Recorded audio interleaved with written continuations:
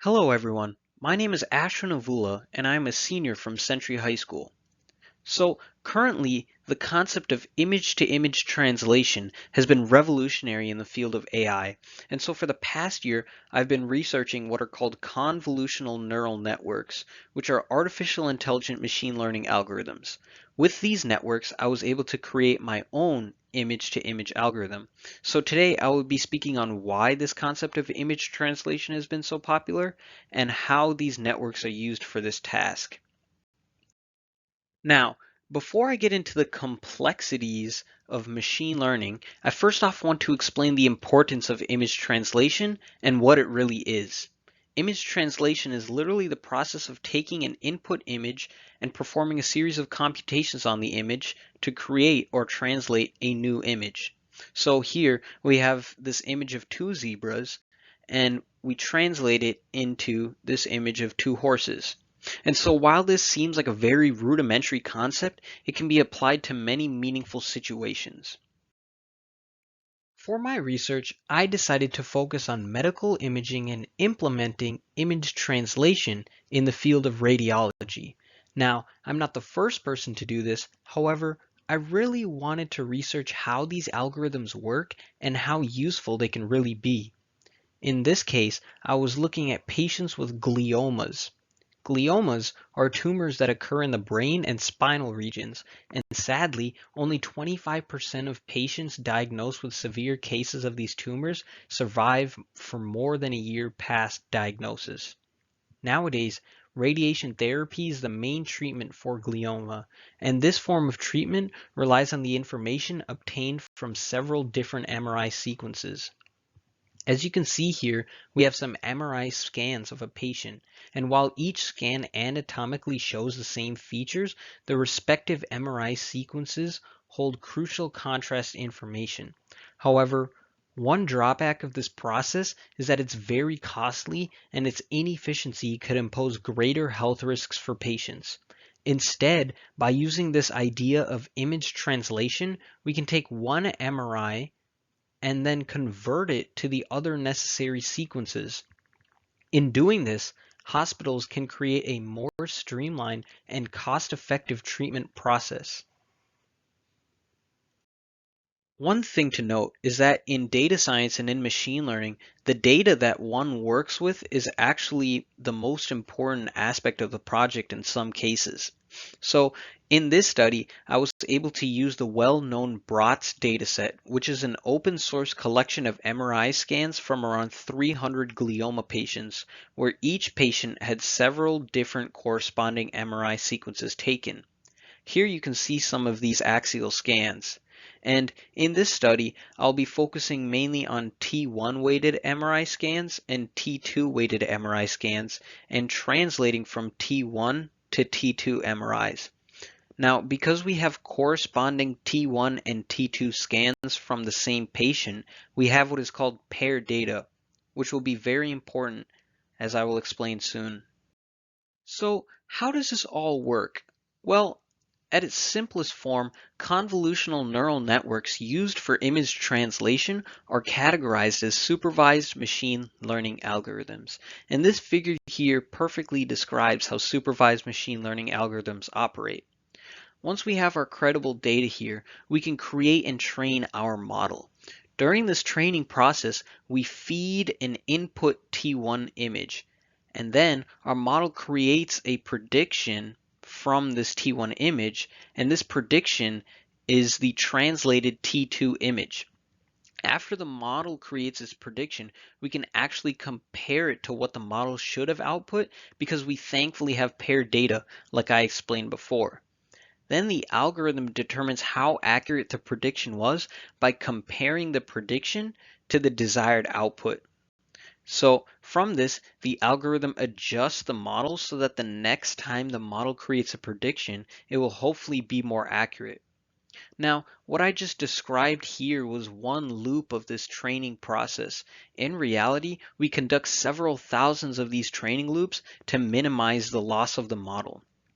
Finally, using our optimized model here, we can send in input images, and after the model performs a series of calculations on the image based on what it learned from the training, it will hopefully give us our desired output.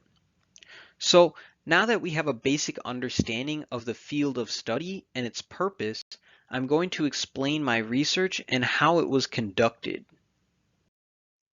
In the past, machine learning algorithms would require large amounts of storage and state-of-the-art hardware capable of completing computationally intensive tasks. However, thanks to Google and their free and open source cloud computing capabilities, I was able to conduct my research and run my deep neural networks from an everyday consumer laptop. In order to create my machine learning model, I used Python, an extremely popular and versatile programming language for data science and a plethora of other fields. Within Python, I used TensorFlow and Keras, which are popular machine learning packages with built-in functions that allow for quick and easy prototyping when it comes to neural networks. And also, I used various other packages for computations and graphing. In research, being able to go from idea to result with the least amount of delay is key, and that's what these libraries and environments like Colaboratory allow us to do. One of the biggest struggles in machine learning is choosing loss metrics for your model. Loss metrics express how incorrect a prediction is when training, and choosing an inexact metric could lead to poor training. For image translation, luminance, contrast, and structure are three main factors that loss metrics must be able to gauge. For my model, I combine mean absolute error and the Euclidean distance as well as the structural similarity index measure as loss metrics. Mean absolute error and the Euclidean distance can be seen as metrics that affect the structure of the image. In addition to this, the Structural Similarity Index measure, or SSIM, is a metric that is able to measure errors in all the three categories that I explained before. Finally, by combining the loss values, I can proportion the metrics and prioritize certain metrics over others. In my case, I prioritized SSIM. By customizing and weighting loss metrics, I am able to control how the model learns in hopes of optimizing performance. As I explained before, model training is comprised of training loops in which loss metrics fine-tune a model's weights by calculating error from predictions. And while this whole process of loss metrics and updating weights sounds very complicated, at its core, machine learning and most human-based skills follow this pattern right here. So let's say I were to perform an action like touching a very hot tea kettle. My hand would get burnt, and in the process, feedback in a form of a bunch of signals would tell my brain not to do that again. And intuitively, when a model creates a very large mistake when predicting, the algorithm will give a very punishing feedback of high loss in hopes that the model's weights will be adjusted and it will learn not to make a mistake like that again. In my experiment, my model trained for 1,000 batches for 350 epochs. So in total, the model analyzed 350,000 images in order to learn the mapping between T1 and T2 MRIs as accurately as possible.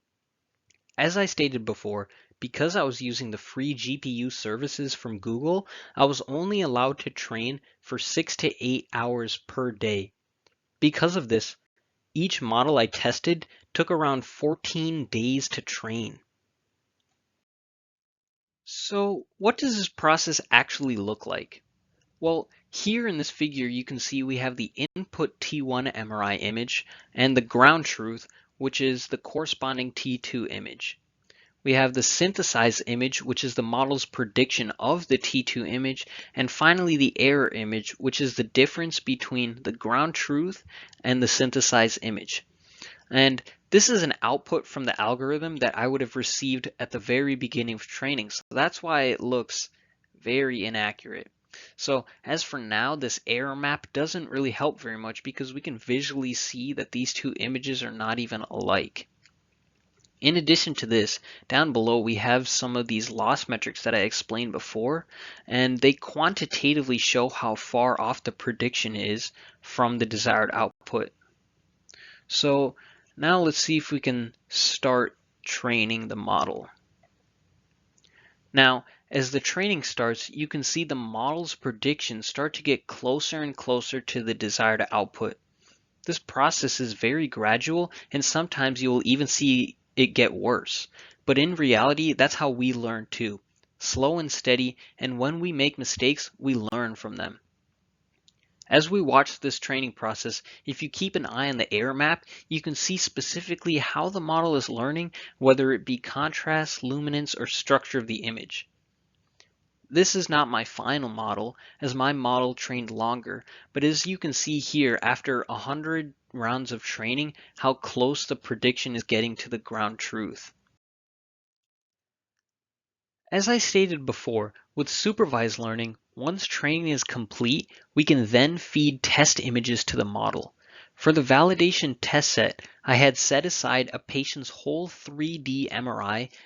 Then I made the model iteratively translate each slice in the 3D volume to translate the whole brain. Here we can see the output from the validation test and each of the translated slices in order. As we can qualitatively see here, there are in fact some errors made during prediction, and this is because of the lack of training and optimization, and I hope to fix these errors in the near future.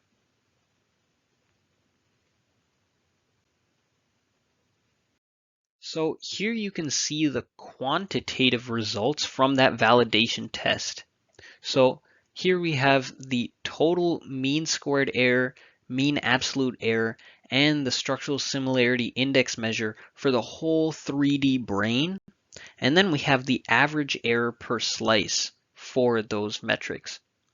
As I mentioned before, each metric speaks to different attributes of the model's performance. And as you can see here with lower mean errors, the model was able to predict anatomically and structurally pretty accurate.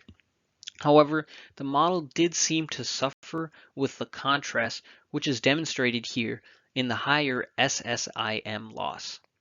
No model is perfect, and when using a dataset with a wide range and degree of glioma patients, it can be hard for models to get it right every time. So as you can see, there still is much work to be done with this current model in training and hyperparameter fine-tuning. Even so, my model proves that this level of translation can still be performed to a certain degree with almost no proprietary hardware or specified datasets. As I stated before, this model is nowhere near perfect and there is much work to do. In the future, I plan on using the model I currently have to test on non-glioma patient scans to determine the range of scans the model can translate to a certain degree of accuracy. In addition to this, I would also like to train several different models to be able to map all the combinations of MRI sequences available in the BROTS dataset. And then finally, combine all these models in a toolkit-like application so users will be able to translate images and datasets of certain sequences of MRIs to any desired sequence. Throughout this research project, there are many people that helped me, and so I would especially like to thank Dr. Weston, Dr. Conte, and Dr. Philbrick from Dr. Erickson's lab at Mayo Clinic and all their advice and guidance throughout this process. This picture might be a little outdated here, but I do appreciate all the help I received from this whole radiology informatics lab. And here are just a couple notable references and papers that were helpful during my research. Thank you for your time, and I ask that if anyone has questions or comments, put them in the comment section below.